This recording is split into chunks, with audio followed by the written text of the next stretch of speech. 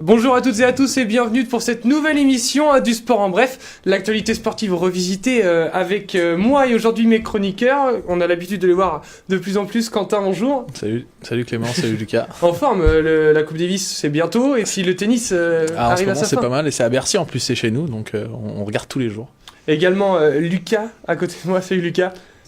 Salut à vous deux. Bon, t'es prêt aussi, Ligue des Champions qui reprend cette semaine, hein, avec Paris. À Naples, ça va être intéressant. En plus, je suis encore sur mon profil gauche, donc ça va être une belle émission. C'est vrai, en plus, du coup, on va pouvoir repartir sur le football, messieurs, parce que voilà, la Coupe anglaise, la Carabao Cup, c'était cette semaine. Et par rapport en France, où la Coupe de la Ligue ne reçoit en tout cas ses équipes européennes qu'à partir des huitièmes de finale, la Carabao Cup, pardon, je vais réussir à la dire correctement, elle a tout de suite les meilleures équipes de sa ligue. Arsenal, Chelsea, Tottenham et Manchester City se sont qualifiés. Est-ce que pour vous, Quentin, le choix du coup de la Ligue 1, de la Ligue de football professionnel, de ne pas prendre les équipes européennes est un bon choix du coup?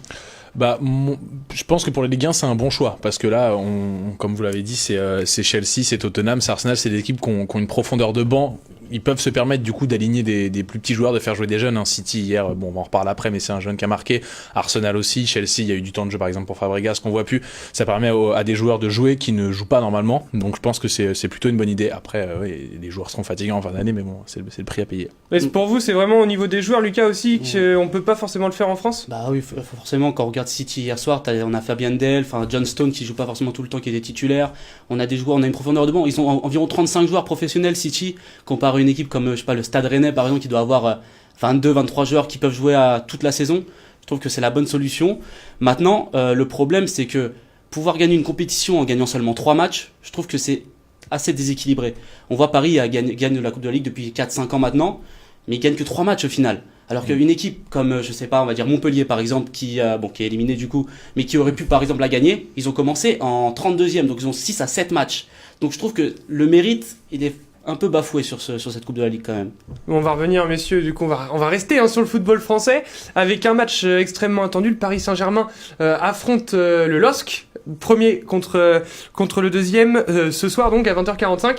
Quentin, est-ce que c'est un match prépondérant pour la suite de la saison parisienne ou est-ce que ça y est, le championnat est déjà plié comme l'a dit Christophe Galtier? Je sais pas, je pense que c'est plié. Je pense que surtout les Parisiens n'y attachent pas énormément d'importance. Bon, c'est les deuxièmes, ils auront à cœur de montrer à tout le monde qu'ils sont au-dessus et que ça va très bien se passer pour eux cette saison, mais ils ont déjà la tête à Naples. A priori, ça c'est le match le plus important de leur saison qui les attend la semaine prochaine. Donc je sais pas ce que t'en penses Lucas, mais après Nicolas Pepe a dit qu'il voulait faire la même chose que ce qu'il faisait contre les autres équipes, donc c'est-à-dire attaquer. On sait qu'attaquer contre Paris c'est dangereux parce que ça veut dire laisser des espaces. Et laisser des espaces contre Paris, c'est-à-dire prendre des buts. Donc voilà, maintenant, c'est bien s'ils vont à Paris pour jouer. C'est ça. Et pour ce qui est de Naples, moi je pense aussi que les Parisiens ont la tête à Naples. Ils savent qu'ils n'ont pas fait un très bon match. Et ils font pas un très bon début de Ligue des Champions. On a vu que Rabiot allait peut-être encore débuter sur le banc. On sait que Silva est blessé. Kimpembe va revenir de suspension. Donc, affaire extra-sportive de Verratti. Voilà, exactement. Donc, oui, qui vient de sortir, on l'a dit, il y a quelques heures. Verratti qui s'est fait contrôler par la police ici à Paris. Justement, est-ce que ça aussi, ça peut rentrer dans la tête? Parce qu'on sait que c'est un excellent joueur, Verratti. On sait aussi qu'au niveau de l'évolution, voilà, depuis qu'il est arrivé à Paris, l'évolution n'a pas été aussi flamboyante qu'en tout cas on pouvait l'espérer. Est-ce que Lucas, tout ce que fait Verratti en extra-sportif, ça lui bouffe concrètement la vie sur le terrain? Alors, Verratti revient aussi de 2 pubalgies en 2 ans. Il a eu 2 pubalgies qui l'ont empêché de jouer pendant 2 années. Je sais qu'il y a 2 ans, il fait 17 matchs sur une saison. On parlait beaucoup de Pastore blessé, mais Verratti c'était encore plus blessé que Pastore à cette époque-là. Maintenant, cette affaire extra-sportive, oui, c'est sûr que Verratti, il a pas une vie très saine. On le voit souvent à l'Oresto, qu'il y avait Lavezzi qui était au PSG, il sortait beaucoup avec Ezequiel Lavezzi. On sait qu'Ezequiel Lavezzi, c'était pas le mec qui avait l'hygiène de vie la meilleure. Donc oui, après, il a tellement de talent que je pense qu'il se repose trop sur ce talent, justement. Et c'est un peu le problème, parce qu'à Paris, on sait qu'il y a beaucoup de divertissement. On peut aller au resto, au cinéma. Verratti fait du Verratti et il continuera à faire du Verratti de toute façon. Je pense que Je pense qu'il a je pense que sa vie en fait lui convient très bien. Il a pas envie d'atteindre ce professionnalisme que certains joueurs peuvent atteindre, par exemple comme Cristiano, etc., qui pourrait l'emmener peut-être dans un cap un petit peu plus au-dessus. Je pense que ça lui convient de jouer à ce niveau-là et continuer à sortir, voir ses amis et profiter de la vie. Après, il a déclaré il y a 2 semaines quand même qu'il voulait, même au niveau de la Squadra Azzurra, la remettre au niveau mondial. Donc ça veut dire qu'il a quand même de l'ambition. Mais est-ce que ça serait pas à lui d'abord de commencer à se remettre au mais niveau? oui, complètement. Mais il est pas logique entre ce qu'il fait et entre ce qu'il dit dans ce cas-là. Et dans ce cas-là, c'est au PSG de remettre le joueur en place. Et après, il faut savoir qu'ils ont des attachés de presse, ils ont des communicants, ils sont obligés de parfois de dire des choses aussi qu'ils pensent pas forcément et qu'ils vont pas forcément mettre à profit, ou ils vont pas le faire vraiment, mais bon. Bon, messieurs, avant de revenir sur l'Espagne et l'Italie, on va traverser la Manche et se retrouver en Angleterre, là où il y a le plus gros match du week-end, en tout cas le plus attendu. Arsenal reçoit en CTR Liverpool. Avantage sur le papier Liverpool, mais pourtant Arsenal est très très bien, Quentin. Ouais, ça va être un super match. Je pense que parce que les deux équipes elles jouent, mais Jürgen Klopp il aime bien gagner les duels contre les entraîneurs. Généralement, il est très bon dans ces matchs-là. Tactiquement, c'est un phénomène ce coach. Je sais pas ce qu'il va nous préparer, mais attention Arsenal, ça va être dangereux. Vrai test pour le coup pour eux. Ça va. On sait qu'ils enchaînent, ils ont enchaîné les victoires, ils ont pas joué de grosse équipe par contre, donc à voir s'ils vont être capables. Les deux premiers matchs d'Arsenal étaient Chelsea et Manchester City, c'était 2 défaites. Voilà les 2 gros matchs qu'ont fait Arsenal. Donc attendre ce Liverpool-là avec Sané, Mohamed Salah et puis Firmino. Voilà, ça va jauger vraiment là. Après les 2 premiers matchs, Emery venait d'arriver. C'est justement pour ça. Beaucoup de blessés. La Lacazette ne jouait pas encore avec Aubameyang. Là, il y a vraiment une formule qui se met en route avec Torreira qui joue avec Guendouzi devant la défense, avec Aubameyang qui se décale sur la gauche, Ozil qui revient en forme. Enfin, Arsenal est quand même sur une belle dynamique, faut le signaler. Bertneno qui est revenu maintenant dans les cages. Je trouve qu'il y a vraiment une différence entre lui et Setch. C'est vraiment flagrant au niveau même de la relance, de la communication avec ses défenseurs. Maintenant, Liverpool, moi j'avais annoncé au début il y a quelques semaines dans cette émission que Liverpool n'allait jamais jouer aussi bien qu'ils avaient joué l'année dernière, et je trouve qu'ils retrouvent le niveau qu'ils avaient l'année dernière. Même si ça allait encore en dessous. Ils ont mis un peu de temps à digérer en fait, à l'image de Salah, leur fin de saison, mais là, même, là ça revient. On a appris à coûter cher quand même à Mohamed Salah, il n'était pas prêt avant de revenir avec l'Égypte. Mais là, il commence à remarquer, il commence à reprendre confiance. Bon messieurs, avant de clore cette page football, il y a le match qu'on attend beaucoup, surtout vous Quentin d'ailleurs. La première de Solari sur le banc du Real Madrid. On attend quoi du côté madrilène de ce nouveau coach? Je sais pas. Si on attend un réveil, évidemment. Là, ils sont 9e, c'est catastrophique. De toute façon, ils peuvent pas. Ça peut pas être pire. On va pas se mentir, ça peut pas être pire. Là, il a la chance pour son premier match en championnat. On rappelle qu'il a gagné 4-0 en coupe cette semaine. Bon, avec une équipe remaniée et contre une équipe de, je sais plus, 3e division, je crois. Division. Là, ils vont jouer le Real Valladolid à la maison, donc c'est l'occasion justement à Solari de voir si ses joueurs vont être de son côté. Il y a 2 meilleures défenses de Liga. 3e meilleure défense de Liga cette saison. Donc ça va être un test très, intéressant avec le Real qui a du mal à marquer, on sait depuis le début de la saison. Un duel de 2 philosophies différentes. Voir le système qu'il met en place, qui va privilégier. Qui est Solari en termes d'entraîneur. En fait, on ne sait pas ce qu'il veut mettre en place, c'est pas sa philosophie. La question est celle-ci, parce que ça a été un très bon joueur, on le sait. En tant qu'entraîneur, il n'aura sûrement pas la force qu'a eu Zidane dans son banc madrilène. Ah bah non, c'est sûr. D'ailleurs, il l'a lui-même annoncé lors de sa conférence de presse. Laissez Zidane tranquille, arrêtez de nous comparer. Enfin, il est sur un autre niveau. Moi, je vais en dessous. Je vais essayer de faire ce que je peux. Il est très content. Par contre, il faut savoir que c'est quelqu'un qui a pas du tout peur. C'est un Argentin. Il a baigné dans le foot depuis tout petit. Son oncle était footballeur. Je crois que son père aussi. C'est quelqu'un qui vient d'une famille de football et il connaît son rôle. Après, à voir si ça va marcher. On sait qu'au Real, c'est jamais facile d'entraîner. Puis, de toute manière, Solari, il est là pour 6 mois. L'objectif de Florentino Pérez, c'est Pochettino. C'est ce qui se dit en fin d'année. Ils aimeraient bien avoir Pochettino. Donc, à voir s'il réussit à juste redresser la barre et les qualifier en Ligue des Champions, quoi. C'est ça. On espère que en tout cas, Pochettino ne sera pas le Lopetegui 2.0. Messieurs, voilà pour la page football. On va passer au basket parce qu'il s'est passé énormément de choses ces derniers jours et je sais que j'ai envie de vous lancer tout de suite, Lucas. Derrick Rose exceptionnel. Le match de Minnesota contre Utah, 128-125 et Derrick Rose à lui tout seul 50 points. Alors c'était pas cette nuit, c'était la nuit dernière. C'est ça. Derrick Rose qui était titulaire à la main pour Minnesota parce que Jeff Teague était blessé et que Jimmy Butler est toujours en instance de départ, blessé, on sait pas trop. Donc il était dans le 5 de départ avec les clés de l'équipe dans les mains. Et puis il a fait un 19 sur 31 exceptionnel. Son record en carrière 7 ans après. 7 ans après, record en carrière qui était de 48, il passe à 50. Donc on dira que c'est que 2 points, mais se rendre compte de ce que c'est de mettre 50 points NBA, tout le monde ne le fait pas. Alors on est dans une époque où on voit les LeBron James, les Kobe, le faire, mais c'est 2 mecs. Ils sont en train de faire rentrer ces chiffres dans la normalité qui exactement. Est totalement exceptionnelle. Après un 14 sur 24 de Klay Thompson à 3 points, des records de Curry Durant dans tous les sens. Là, on a un Derrick Rose qui revient de blessure qui revient de plusieurs blessures même. Je peux vous les rappeler si vous voulez. Allez-y. 2012, rupture, ligament croisé, 98 matchs ratés. 2013, opération du genou droit, du ménisque plus exactement, 76 matchs ratés. Et en 2015, deuxième opération du genou droit, encore une fois le ménisque, et c'était une fin de saison, il a raté 17 matchs. Il a été au Knicks à Cleveland à Minnesota, et là, ça y est, il revient, il met 50 points. Qu'est-ce qu'on a raté quand même sur toutes ces opérations? Derrick Rose, c'est rookie de l'année en 2008, numéro 1 de la draft, qui venait de Memphis. Derrick Rose aussi, c'est un mec comme un peu Stephen Curry. C'est 1m85, pas forcément très musclé. C'est un peu monsieur tout le monde. Alors, oui, monsieur tout le monde qui a du talent plein les mains, mais c'est monsieur tout le monde. C'est le mec qui fait rêver tout le monde. Il commence la saison à 17 points en 2008. Il fait 17 points de moyenne. Après, il fait 20 points. 17 points en étant rookie, juste. Oui, c'est déjà rookie de l'année. En 2011, il est MVP. Le plus jeune MVP de l'histoire à 22 ans. Il n'y a jamais eu un MVP en dessous de 27 ans. C'est la première fois qu'un mec de moins de 27 ans était MVP en étant meneur et en allant au premier tour des playoffs en faisant 4-2 contre Cleveland. J'ai juste à signaler aussi un truc. Je sais pas ce que vous en pensez, Quentin.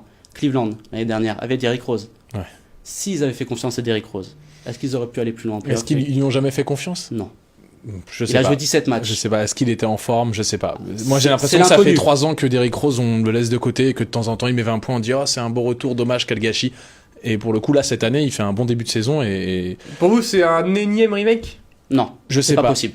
Je sais pas. On peut pas revenir de 2 opérations du ménisque à droite et un ligament croisé à gauche. Je pense que c'est pas possible, mais il montre des mouvements, il a montré des choses où voilà, il est capable de très bien jouer. En tout cas, il est capable de revenir à un niveau bien plus élevé qu'il était au Knicks ou qu'il était au Bulls ou.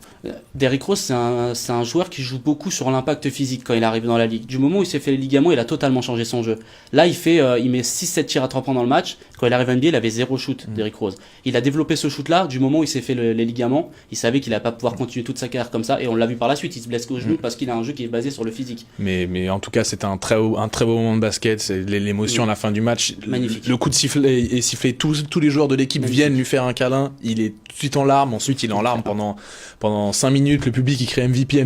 Il arrive limite pas à faire son interview. Et puis une victoire de 3 points. Tu sais, c'est pas une victoire de 25 points. Là, et c'est lui qui fait le dernier contre en plus. Il fait le dernier contre. Enfin, c'était beau. Et pourtant, ce match-là, un Français bien connu par chez nous, Rudy Gobert, sort un match lui aussi de grande qualité, 22 points, 13 rebonds pour le Français.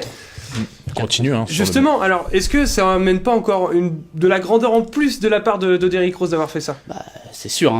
Après, Rudy Gobert, aujourd'hui, tout le monde a peur de Rudy Gobert. Il a 75% de réussite au shoot depuis le début de la saison. Alors, c'est quasiment que des dunks, mais 75% de réussite, 3 shoots sur 4 rentrent, c'est quand même exceptionnel. Tout le temps en dessous le panier. C'est surtout en fait Donovan Mitchell. Il était face à Donovan Mitchell sur le même poste que Donovan Mitchell joue quasiment meneur avec Rubio.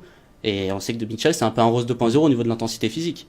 Donc c'était ça qui est intéressant sur ce match-là, c'est qu'il est vraiment revenu à un bon niveau. Clément, il y a un moment d'action où il rentre à l'intérieur, et généralement quand tu rentres à l'intérieur face à Gobert, c'est compliqué, et plein de fois il utilise son corps, il utilise ses moves, sa main gauche, sa main droite, à un moment donné il lui met une feinte. J'invite tout le monde à aller voir les highlights de ce match. Il se retourne, il va voir le public, et en fait la balle est pas partie, c'est magnifique. C'est super. Franchement, il a fait danser quoi. On parlait avec Romain Sicard dans les previews NBA il y a quelques semaines, il en parlait justement de Minnesota, j'étais pas enclin à me dire que c'était une équipe qui allait faire la surprise, mais au final, et je suis pressé de voir si Tony Butler va revenir dans le 5 de départ, mais je suis intéressé, je suis curieux de voir ce qu'ils vont donner par la suite. Bon, on va revenir sur les autres Français dans quelques instants, mais d'abord on va parler des Lakers avec LeBron James. Je le dis bien, LeBron James, qui revient en forme, et les Lakers commencent à tourner. 28 points pour LeBron contre Dallas, victoire 114-113. Attention, ils peuvent se mettre en mode machine, et puis peut-être tout écraser. Il restera les Warriors. Attention, ils sont à 4 victoires, 5 défaites, ils n'ont pas encore à 50%. C'est une équipe un peu folle, on l'a dit, McGee, Stephenson, il y a du talent. Après, Ingram est revenu, il est revenu de sa suspension après la bagarre avec Chris Paul, il fait 18 et 17 sur les deux derniers matchs. Intéressant, mais après ils étaient face à Dallas, face à Luka Doncic qui a 22 points de moyenne. Je l'ai annoncé dans les previews en début de saison. C'est bien. Non, mais Luka Doncic qui était face à son idole, on sait que LeBron James c'est son idole, il lui a donné son maillot à la fin de du match. Sur Instagram, Doncic. C'est ce que je fais à la fin de chaque émission, messieurs, je vous donne mon maillot. Voilà, c'est ça. Non mais Doncic c'est intéressant, en plus il met 10 points dans le dernier quart-temps, enfin bon on parlait de LeBron, excusez-moi. Mais oui, donc c'est intéressant, je pense qu'ils vont faire les playoffs comme j'ai dit, ils vont terminer 7-8ème, mais pour l'instant ça va terminer au premier tour. Par contre attention l'année prochaine. La free agency. Et puis je vois Lucas, vous m'avez noté sur ma feuille, Ntilikina et Okobo titulaires, c'était une surprise de voir, on va revenir sur les Français. Donc Ntilikina et Okobo, c'était une surprise de les voir titulaires. Nilikina Nilikina, on prononce pas le T. C'est moi. Mais Franck Nilikina, qui était annoncé titulaire à l'aile en début de saison, au poste 3, finalement, il a la main depuis 2-3 matchs. Il reste sur 3 matchs à 17 et 18 points. 16 et 17 points, pardon, son record hier, c'est 17, il l'a égalé. Et Okobo, le rookie, qui est en 31e position cette année, qui est meneur titulaire par défaut, parce qu'il n'y a pas de meneur à Phoenix, et en plus Devin Booker est blessé. Mais c'est intéressant, il reste sur 3 matchs à plus de 10 points, donc c'est bien. Dans une équipe qui se prend 150 points par match, c'est bien. Voilà, il prend de l'expérience, il va grandir. C'est dans l'ombre comme ça, c'est parfait pour commencer. Après, c'est jamais évident. On en parlait l'autre fois d'être dans une équipe qui perd tout le temps. On en parlait avec Evan Fournier. Ouais. Surtout en NBA, enfin, il joue énormément, 80 matchs par saison. Quand t'en perds 50, 60, c'est pas évident. Mais bon, faut se concentrer sur soi, faut essayer de travailler, etc. Il est jeune et il aura sûrement d'autres opportunités. Et puis pour revenir en vitesse sur les autres Français, du coup. Ouais, c'est ce que je voulais faire avec Tony Parker. Voilà, Tony Parker et Nicolas Batum qui ont gagné cette nuit, que je retrouve le résultat. Non, qui ont perdu cette nuit, dans le dernier quart-temps. Ils prennent 20 à 3 dans le quatrième quart-temps contre OKC, ils perdent 11 à 107. Parker qui remet 17 points. Batum qui a 10 points, 7 rebonds, 7 passes, intéressant. Après Charlotte, le club de Michael Jordan, c'était comme l'année dernière, ils font des bons matchs, ils craquent sur la fin. Et derrière, avec un retour il commence à revenir un peu de Russell Westbrook, qui commence à revenir encore pas loin du triple-double, 29, 9, 10, je crois. Qui aussi va être là pour. Il est temps parce qu'ils sont à 2 victoires, 6 défaites. Voilà, ils ont très mal commencé, oui, c'était sur un 0-4. Pourtant, ils attendaient bien en début de saison. On pensait qu'OKC allait être monstrueux. Ouais, mais il a commencé avec 3 matchs, Russell, donc c'est lui l'homme de l'équipe. Ça va se refaire au fur et à mesure. Il y a tellement le match, 84 matchs. Et juste un dernier mot de français, après je vous laisse tranquille avec ma petite NBA. Timothée Luwawu, qui est les OKC justement, qui a annoncé laisser libre le français à la fin de l'année, qui est dans sa dernière année de contrat rookie. Donc quand on est rookie, on a 3 ans obligatoire et 1 année en option. Là, il est à la fin de son 3e année et ils ont annoncé le laisser libre. Donc, pour vous, quelle équipe devrait recruter ce joueur? Si vous avez un choix. Pas grand monde. Même les Nets? Non. Il doit retourner en Europe, il jouera jamais en NBA. Pour moi, il est trop juste. Trop juste, il a pas forcément le talent nécessaire, il a pas forcément la vitesse nécessaire. C'est un bon défenseur, mais en Europe, il ferait des cartons. En Europe, dans une bonne équipe, mais c'est pas un joueur NBA pour moi, Timothée Luwawu. Je suis désolé, je l'aime bien, j'aime bien la personne, mais il est pas taillé pour la NBA. Bon, et pour terminer le basket, pour clore la page basket, j'ai juste vous donner les résultats d'Euroleague, parce que certains Français jouaient également. Nando De Colo jouait contre l'Olympiakos, victoire 69-65, pourtant Nando n'a pas fait un excellent match, 9 minutes 0 points. Il s'est blessé au début du match. C'est ça, dès le début du match. Derrière, Barcelone a battu Tel Aviv 74-58, 6 points pour Séraphin, même total pour Hurtel, pardon. Et le Fenerbahçe a battu le Bayern 88-84 avec 10 points de Geoffrey Lauvergne. Voilà pour être complet sur la page basket. Et puis comme on le disait Quentin en préambule de cette émission, le tournoi de Bercy est de retour pour le plus grand plaisir des fans français de tennis. Mais juste pour les fans, parce que pour les joueurs ça n'a pas été le top. Ah bah là il y a un pu. Donc, ça a été très rapide. En double, oui, ils sont toujours là en double avec Herbert et Mahu, mais non, en simple, c'est très compliqué. Hein. Il y a eu, en fait, il y a eu un Français au deuxième tour parce qu'il y avait eu 2 Français au premier tour qui sont affrontés. C'est la technique pour pouvoir faire passer des Français au deuxième tour, mais sinon ils ont tous perdu. Quoi. Bon, après, Tsonga a pas eu de chance. Tsonga a pas de chance, il perd 7-6 au 3e contre Raonic. Il prouve que du coup il revient, c'est bien, ça lui a permis notamment d'être appelé. Je sais pas si c'est ça qui a fait que Noah l'a appelé. On reparlera juste après justement des appelés pour l'équipe de France. Mais non, c'est très compliqué. Un Gasquet qui prend 6-3, 6-3 contre Jack Sock. Alors qu'il est resté sur 7 victoires en 10 matchs. Simon qui prend je sais plus 6-1, 6-4 je crois contre Team. Enfin, c'est compliqué pour les Français. L'image qui se passe cette année pour les Français. Franchement, c'est dur. C'est très très dur et pour le tennis français. Qui perd au premier tour contre Gilles Simon. Qui perd contre Simon. Enfin, on sait pas trop ce qui se passe. Je sais pas. C'est compliqué. Non, franchement, ça me fait un peu de peine en fait, parce que c'est des bons joueurs. Hein. Il y a 4-5 ans, ils étaient tous dans le top. Enfin, il y avait Simon, il y avait Tsonga, il y avait mon fils qui était dans le top 10. Il y avait des joueurs qui étaient dans le top 20, qui étaient là, qui étaient présents. Ils faisaient peur en fait. Là, maintenant, on a l'impression que quand on joue en français, on sait que si on s'accroche un peu, si on fait un bon match, on va le battre quoi. Si je dis pas de bêtises, c'est Gilles Simon, 31e mondial, numéro 1 français. Je sais, Gasquet est passé derrière lui. Ouais, je crois que c'est Gilles Simon, 31e mondial, premier français, ça fait peur. Hein.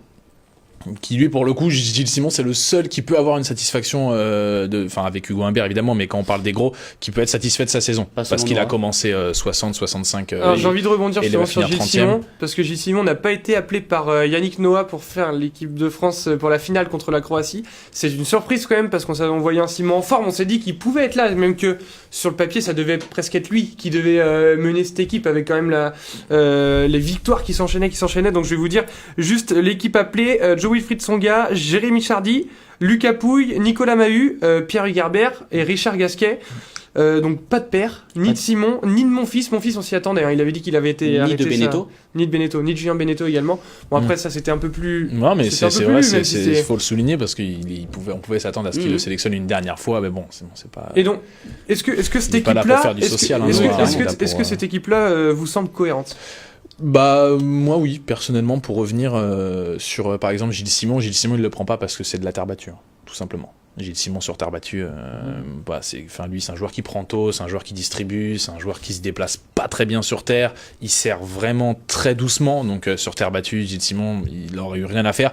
C'est perd un peu la surprise, je sais pas pourquoi, puisque c'est une présélection, il faut rappeler que c'est une présélection, c'est pas la sélection finale, il aurait pu prendre paire, mais bon, voilà. Après, il veut profiter de son célibat, donc. Voilà, c'est ce qu'il a dit, je vais essayer de profiter de mon célibat, la saison est finie, je sais pas quoi, on va profiter, écoute. Mais il fait beaucoup d'erreurs sur des sorties médiatiques quand même, parce qu'on se souvient de Rio. Il est catastrophique. On se souvient là, non mais c'est perd malheureusement au niveau médiatique. C'est un peu comme quand il est sur un cours, il a tendance à un peu trop parler, il réfléchit pas trop, je pense, avant de parler, avant de faire des interviews. Malheureusement, il prend, en fait, il s'en moque. Il dit ce qu'il pense et il est entier. Et c'est un choix, mais c'est dommage, ça lui porte préjudice en fait. Ouais.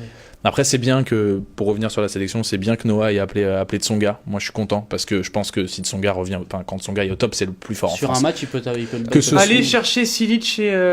Ah bah si Tsonga est au top, il peut aller chercher n'importe qui, même sur terre battue. Quand il y avait Djokovic qui était au top, il avait eu 2 balles de match. Tsonga, c'est un Français, fait partie des Français qui ont été très très bons et qui mentalement il a peur de personne. Même l'année où Wawrinka gagne Roland Garros, il tient Wawrinka en 5-7, je m'en rappelle. Mais Tsonga est capable de très très bien jouer. Après, ça va être physiquement. Là, contre Raonic, il a prouvé déjà qu'il pouvait tenir longtemps. On sait que la Coupe Davis, c'est 3 matchs, c'est sur 3 jours, c'est dans 2 semaines. 2 semaines, c'est long. Ça fait déjà 2-3 semaines qu'il est revenu à la préparation.